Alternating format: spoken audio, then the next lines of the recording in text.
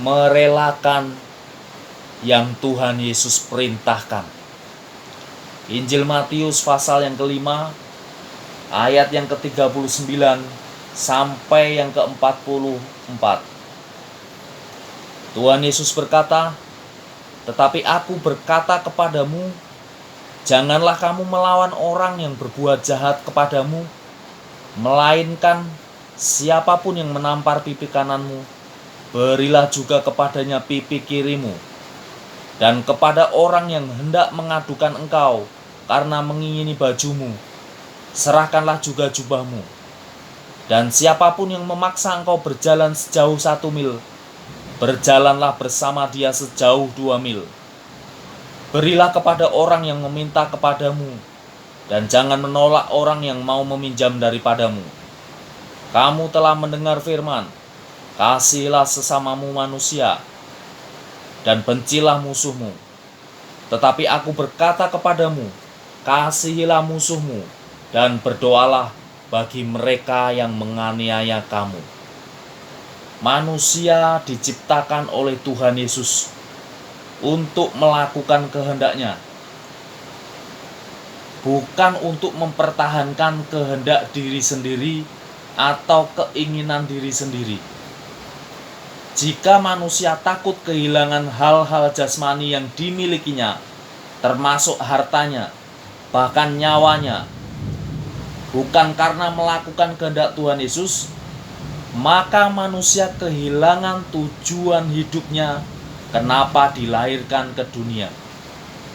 Tujuan hidup manusia dilahirkan ke dunia bukan untuk bersenang-senang atas kesuksesannya, bukan untuk menikmati kekayaan yang dihasilkan dari jerih payahnya. Tujuan hidup manusia di dunia ini adalah untuk melakukan keinginan dan kehendaknya Tuhan Yesus. Karena manusia adalah ciptaan dan Tuhan Yesus adalah Sang Pencipta manusia. Jika manusia tidak melakukan perintah dan ajaran Tuhan Yesus, maka manusia gagal menjadi manusia rohani seperti yang Tuhan Yesus kehendaki. Manusia yang hidupnya berfokus untuk menyenangkan diri sendiri dengan hasil jerih payahnya, manusia itu akan menjadi manusia duniawi, dan cara berpikir dan bertindaknya akan seperti iblis, tidak punya kasih dan pengampunan kepada sesama. Tuhan Yesus mengajarkan hukum kasih kepada manusia untuk mengasihi Tuhan dan sesama, bukan untuk mengasihi diri sendiri. Ketika manusia mulai mengasihi diri sendiri, disitulah manusia gagal menemukan kebenaran hidup dan akan mulai dikendalikan oleh iblis. Hidup yang diberikan Tuhan Yesus kepada kita itu bukan berbicara tentang kita, tetapi berbicara tentang mengasihi Tuhan Yesus dan mengasihi sesama, bukan mengasihi diri sendiri. Seseorang yang gagal melakukan perintah Tuhan Yesus akan menciptakan neraka di dalam hidupnya sendiri.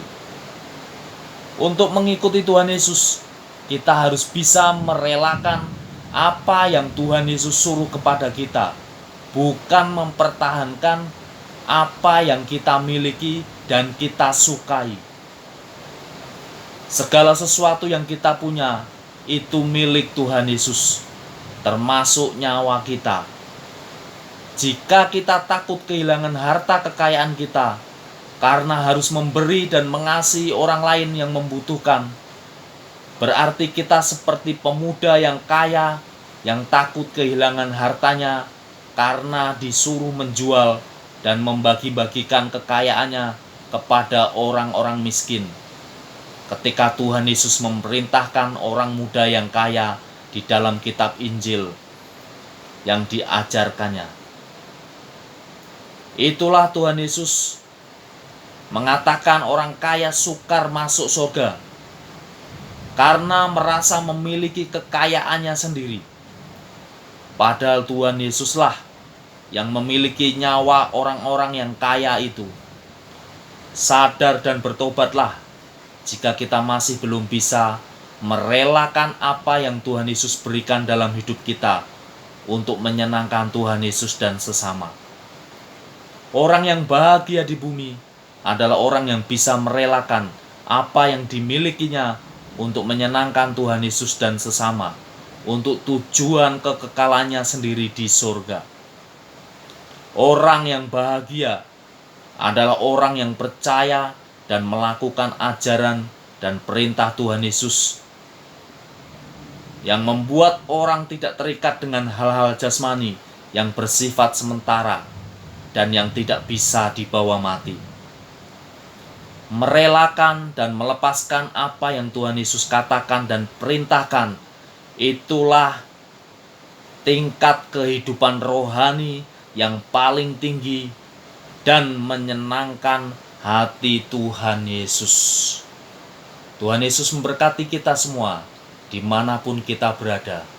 Haleluya, puji Tuhan. Amin.